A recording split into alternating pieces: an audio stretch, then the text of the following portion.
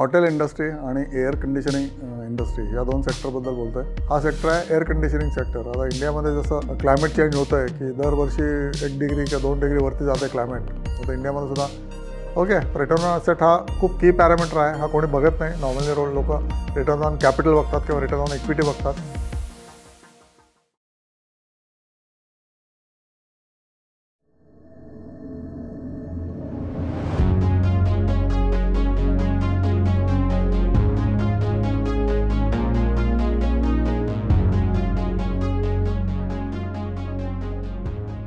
नमस्कार मित्रांनो, आता मी जो व्हिडिओ करतो आहे तो सेक्टर वाईज आपण जे सुरू केलेला आहे हॉटेल इंडस्ट्री आणि एअर कंडिशनिंग इंडस्ट्री या दोन सेक्टरबद्दल बोलतो आहे. त्याच्यामध्ये ताज GVK, EIH आणि इंडियन हॉटेल हे तीन मी घेतलेले आहेत. They are all 5 star hotels आणि ह्याच्यामध्ये पण जोरदार त्यांना डिमांड आहे. No rooms are empty kind of thing. आणि ताज GVK हा सगळ्यात कमी मार्केट कॅप असलेला छोटा शेअर आहे. मग it is less than small cap. Micro cap आहे. 2,800 कोटी ह्याची मार्केट कॅप आहे. आणि market cap divided by 2025 asset ratio ह्याचा 3.23 आहे. म्हणजे ॲसेटच्या फक्त 3 टाईम्स हा कोट करतो आहे. While Indian hotel is coating 6 Times. दोन्ही ताजच्याच कंपन्या आहेत. नंतरसुद्धा एवढा डिफरन्स आहे. रिटर्न ऑन ॲसेट ह्याचा किती आहे तर 13% आहे ताज GVKचा. आणि इंडियन हॉटेलचा 11.5% आहे. छोटं हॉटेल आहे ताज GVK हैदराबादला. ताज आणि GVK ग्रुपचा एकत्र करार आहे हा. आणि याची ॲसेट्स आहेत फक्त 880 कोटी रुपये. 2025चा नंबर सांगतो तुम्हाला. आणि एस्टिमेटेड नेट प्रॉफिट जो किंवा 2025चा जो आलेला आहे, एस्टिमेटेड नाही आता ॲक्च्युअल प्रॉफिट 117 कोटी आहे. आणि ही ग्रोईंग कंपनी आहे. स्मॉल इज ब्युटिफुल म्हणतात तशी एक कंपनी आहे ताज GVK हॉटेल्स. 5 star company. जसा इंडियामध्ये बिझनेस वाढेल आणि टुरिझम वाढेल तेवढ्या कंपनीचा प्रॉस्पॅरिटी हळूहळू वाढतच जाईल. आणि जेव्हा पडेल तेव्हा शेवटी काय आपण हे फंडामेंटल ॲनालिसिस करतो. बिझनेस कसा आहे, सेक्टर कुठला आहे हे सगळं बघतो आहे. टुरिझम सेक्टर, बिझनेस टुरिझम वाढतो आहे किंवा आपलं इंटरनल टुरिझम वाढतो. हैदराबाद बघायला लोक जातात आहे इंडियाचे. आणि बऱ्याचशा स्कीम्समध्ये पण 5 स्टारचं इन्क्लुजन केलेलं असतं. आणि Hyderabad is a city which is in Telangana capital आहे. आणि तिथे नॉर्मली पॉलिटिकल भरपूर मीटिंग्स चालतात आणि इम्पॉर्टंट सिटी आहे हैदराबाद. त्यामुळे हैदराबादचं हॉटेल आहे. एकच हॉटेल आहे यांचं ॲज ऑफ नाव ॲज अ नो. त्यानंतर दुसरं आहे तर EIH म्हणजे शेरटन ग्रुप ऑफ हॉटेल्स. ज्याला आता ट्रायडंट म्हणतात. ह्याची मार्केट कॅप आहे 23,000 कोटी. मार्केट कॅप टू 2025चा ॲसेट रेशो आहे 4 टाईम्स. आणि 13% रिटर्न ऑन ॲसेट आहे. तर हे सगळे लोक हॉटेलचे लोक कॅपिटल इफिशियंट किंवा ॲसेट इफिशियंटली वापरतात. ताज GVK 13% रिटर्न मिळते. नंतर EIHला पण 13% रिटर्न आहे. इंडियन हॉटेलला 11.5% रिटर्न आहे. While assets are 17,700 crores Indian हॉटेलचे. आणि EIHचे जे ॲसेट्स आहेत ते 5,800 कोटी आहेत. आणि एस्टिमेटेड प्रॉफिट याचा 2025चा जो आपण बघितला तो 770 कोटी आहे EIHचा. आणि इंडियन हॉटेलचा 2,000 कोटी आहे. त्यामुळे सगळ्यात मोठी कंपनी इंडियन हॉटेल आहे. त्याचं मार्केट कॅप आहे 1,10,000. This share has gone up almost like 20% in last 1 year. आणि हे सगळ्याच या कंपनी 20% गेलेले आहेत लास्ट 1 इयरला. पण स्मॉल इज ब्युटिफुल म्हणतात तर ताज GVK याच्याकडे तुम्ही बघायला हरकत नाही. टेक्निकल ट्रेंड बघा आणि जेव्हा तो पडेल तेव्हा घ्या. आता काही घ्यायची अगदी आवश्यकता नाही आहे. टुरिझम सेक्टर इंडियामध्ये वाढतच जाणार आहे. लोक अधिकाधिक श्रीमंत होत चाललेले आहेत because of market and because of increase salaries at the higher level. तशी ही 5 स्टार हॉटेल किंवा हॉटेल चेन बरेचसे 3 स्टार हॉटेल पण अपिजा ग्रुपचे आहे. पार्क सुरेंद्र. तुम्ही हॉटेल सेक्टरचं टाईप केला स्क्रीनरला तर तुम्हाला कळेल की कुठले हॉटेल्स काय त्यांचा रिटर्न ऑन ॲसेट आहे. ज्याचा रिटर्न ऑन ॲसेट चांगला आणि ज्याचं कॅपिटल मार्केट कॅप कमी असं शेअर घ्यायला हरकत नाही किंवा बघायला हरकत नाही आहे. आणि ऑब्वियसली टेक्निकल बघून मग त्याच्यामध्ये एंट्री करायची आहे. आणि हे टिपिकली शॉर्ट टर्मसाठी टेक्निकल बघून करायची. आणि लाँग टर्मसाठी जर करायची असेल 5 वर्ष 6 वर्षासाठी तर obviously you still have to see technical but don't give that much importance to technical. Technical is relevant only to for the traders. इन्व्हेस्टरसाठी चांगले शेअर्स तुम्ही कधीही घेतले तरी हरकत नसतं असे म्हणतात. आता I don't trust in that argument. Long टर्मसाठी सुद्धा तुम्ही टेक्निकल बघायलाच पाहिजे. आणि त्याचा long term resistance, long term support किंवा short term resistance, short term support हे तुम्हाला टेक्निकल न शिकूनसुद्धा कळू शकतं. ग्राफ बघितला की 2 वर्षाचा, 3 वर्षाचा का 5 वर्षाचा ग्राफ बघितला की त्याच्यावरून तुम्ही डिराईव्ह करू शकता. सेक्टर उत्तम आहे. हॉटेल इंडस्ट्री टुरिझम इंडस्ट्रीला लिंक्ड आहे. तर याच्यामध्ये तुम्ही नक्कीच ना 15% CAGRनी यांचा प्रॉफिट वाढतो आहे सगळ्यांचा year on year, right. Year on इयरसुद्धा तुम्ही बघा. ओके, स्क्रीनर्स किंवा ट्रेंडलाईन साईटवर हे इयर ऑन इयरसुद्धा दिसतात. 10 वर्षाचे रिझल्ट दिसतात तुम्हाला. क्वार्टरली पण रिझल्ट दिसतात, गेले 8 क्वार्टर्स किंवा 10 क्वार्टर्स. हे सगळं बघून तुम्ही अनुमान करा. आणि टिपिकली ग्रोथ इंडस्ट्री आहे, राईट. कोविडमध्ये बसला होता भट्टा सगळा, कारण कोणीच बाहेर जाऊ शकत नव्हतं वगैरे. पण without Covid is one time blip for this hotel industry. आणि सगळ्या कंपन्यांवर टिपिकली इंडियन हॉटेलचं पण कर्ज कमी झालं आहे. ताज जीविके EHवर पण कर्ज कमी कमी होत चाललं आहे. कमी कमी कर्ज का होतं? कारण प्रॉफिटमधून ते बँकांना पैसे परत देतात. आणि यांचं ग्रोथ जर ॲम्बिशन असेल तर ऑब्व्हियसली ते परत कर्ज घेतील. की आता हैदराबादला एक हॉटेल आहे, अजून 4 ठिकाणी काढायचे, ते परत कर्ज घेतील. पण बेसिकली त्यांची जे बिझनेस मॉडेल आहे that is hi margin business model. आणि रूम ऑक्युपन्सी लेवलवर त्यांचा बिझनेस मॉडेल आहे की मिनिमम 50-60% रूम ऑक्युपन्सी असेल तर ते त्यांची प्रॉफिटॅबिलिटी त्याच्यावरतीच चालू होते. त्यामुळे 80-100% जर प्रॉफिटॅबिलिटी असेल तर ऑब्व्हियसली सगळंच बॉटम लाईनला जातं त्याच्या पुढचं. ओके, 60% रूम ऑक्युपन्सीला त्यांचे सगळे कॉस्ट निघून जाते आणि प्रॉफिट इज ॲट टिपिकली 1%. त्याच्याहून जास्त असेल तर सगळंच बॉटम लाईनमध्ये येऊ शकतं. तर ही झाली हॉटेल इंडस्ट्री. आता पुढचा सेक्टर बघूया.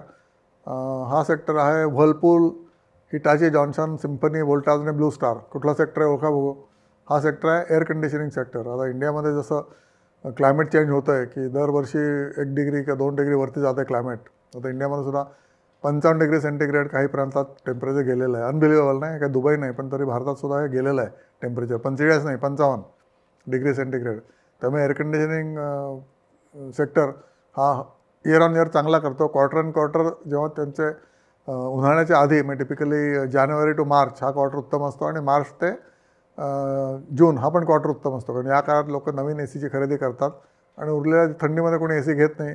ACची आठवण कधी होते? जेव्हा उन्हाळा खूप वाढतो किंवा आता वाढणार आहे तेव्हा ACची आठवण होते. त्यामुळे हे ते 2 क्वार्टर असतात, जानेवारी टू मार्च आणि मार्च ते जून. या 2 क्वार्टरमध्ये त्यांचा सेल्स वाढलेला असतो, प्रॉफिटॅबिलिटी पण वाढलेली असते. उरलेले 2 क्वार्टर्स त्यांचे प्रॉफिट्स नसतात किंवा जस्ट 1% किंवा 0.5% असतात. तर सगळ्यात मोठी कंपनी कुठली आता याच्यामध्ये? व्हर्लपूल. 16,000 कोटी मार्केट कॅप आहे, राईट. म्हणजे प्रॉफिट किती आहेत? फक्त 6,700 कोटी आहेत. आणि व्होल्टाजचे प्रॉफिट किती आहेत? 13,000 कोटी आहेत. पण ह्याची मार्केट कॅप आहे फक्त 42,000 कोटी, राईट. आणि Voltas is biggest one, Whirlpool is not biggest one. Voltas is biggest one, then it is Blue Star, 33,000 crore त्याची मार्केट कॅप आहे. त्याच्यानंतर 16,000 is Whirlpool. Then Symphony coolers 8,500 market cap. आणि सगळ्यात कमी जी हिटाची जॉन्सन 4,000 किंवा 600 कोटी मार्केट कॅप आहे. तर असा क्रम आहे त्याचा. व्होल्टाज सगळ्यात टॉप लीडर आहे, नंतर ब्लू स्टार आहे, नंतर व्हर्लपूल, नंतर सिम्फनी आणि मग हिटाची जॉन्सन. आणि ह्यांचं market cap by asset ratio काय आहे? तर सगळ्यात महाग आहे तो सिम्फनी आहे, 6 टाइम्स आहे मार्केट कॅप त्याची टू द ॲसेट. सगळ्यात चीप आहे तो व्हर्लपूल आहे, कारण यांच्या प्रमोटरने शेअर विकले गेले काही महिन्यांमध्ये. कारण त्यांना वाटलं की ओव्हर रेटेड स्टॉकची प्राईस झाले, त्यामुळे त्यांनी शेअर्स विकले. प्रमोटरचे शेअर जेव्हा प्रमोटर विकतो तेव्हा मार्केटमध्ये त्याचा रॉंग मेसेज जातो. त्याच्यामुळे हा शेअर कमी किमतीला आत्ता उपलब्ध आहे. तेव्हा होता 2,000ला, आता तो 1200वर आलेला आहे. 800वर आलेला आहे, आता परत 1200वर गेलेला आहे. MNC कंपनी आहे. हिटाची जॉन्सन पण MNC कंपनी आहे. बाकीच्या सगळ्या इंडियन कंपनीज आहेत.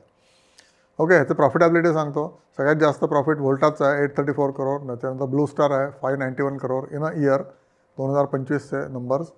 त्याच्यानंतर व्हर्लपूल आहे 363 करोड्स. मग सिम्फनी 213 करोड. आणि Hitachi Johnson 59 crore profit in 1 year. आणि सगळ्यात जास्त ॲसेट कोणाचे आहेत? तर व्होल्टाजचे आहेत. ॲसेट म्हणजे काय की ज्या प्लांटमधून ते जनरेट करतायत हे सगळं व्हॉल्यूम ऑफ एअर कंडिशनर्स आणि इक्विपमेंट, 13,000 कोटी ॲसेटवर हे लोक 830 कोटी 834 कोटी प्रॉफिट जनरेट करतात आहे. ओके, तर त्यामुळे याचा रिटर्न ऑन ॲसेट फक्त 6% आहे. सिम्फनीचा रिटर्न ऑन ॲसेट सगळ्यात जास्त आहे, 16% आहे. तर रिटर्न ऑन ॲसेट रेशोप्रमाणे Symphony is a best company which is operationally doing best. त्याच्यानंतर आहे Blue Star which is another efficient company की asset utilisation is getting done efficiently. 7.2% आहे त्याचा ratio asset return on asset. म्हणजे return on asset म्हणजे net profit divide by asset हा ratio आहे हा. हिटाची जॉन्सन सगळ्यात पोरेस्ट ऑफ द पोर आहे की फक्त 59 करोड प्रॉफिट आहे आणि 1800 कोटी रुपयांचं याचं ॲसेट आहे. 3.3% म्हणजे FDपेक्षा कमी रिटर्न आहे यांचं, 3.3%. हिटाची जॉन्सन हा पण MNC शेअर आहे आणि हा टिपिकली दर 3-4 वर्षांनी 2-3दा लॉसमध्ये जातोच. पण हा मार्केट फेवरेट शेअर आहे. ओके, 1000 ते 2000 पीक प्राईस आहे, 1000 किंवा 900 लोएस्ट प्राईस आहे.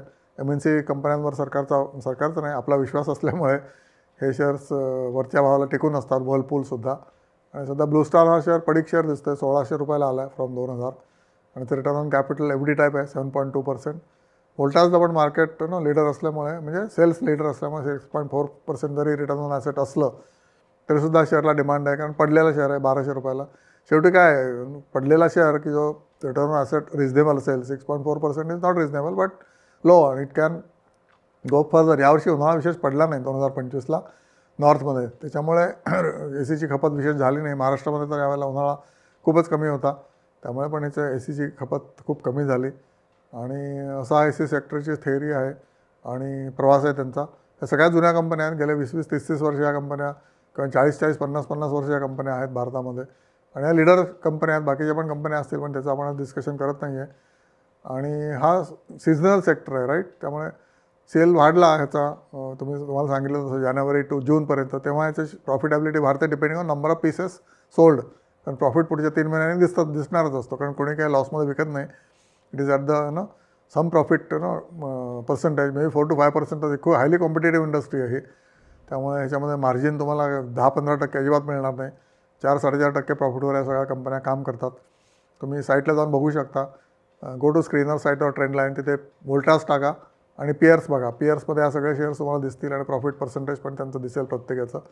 आणि देन यू कॅन डिसाईड की कुठली कंपनी आत्ता कमी प्रॉफिट पर्सेंटेज आहे पण पुढे वाढेल अशी जर तुम्हाला अपेक्षा असेल, त्याचा ब्रँड चांगला आहे, तुम्ही जर तोच AC वापरत असाल, जसा मी व्हरपूल वापरतो आणि तो आता 1200ला असेल, तर obviously it is not going to get delisted in India, right.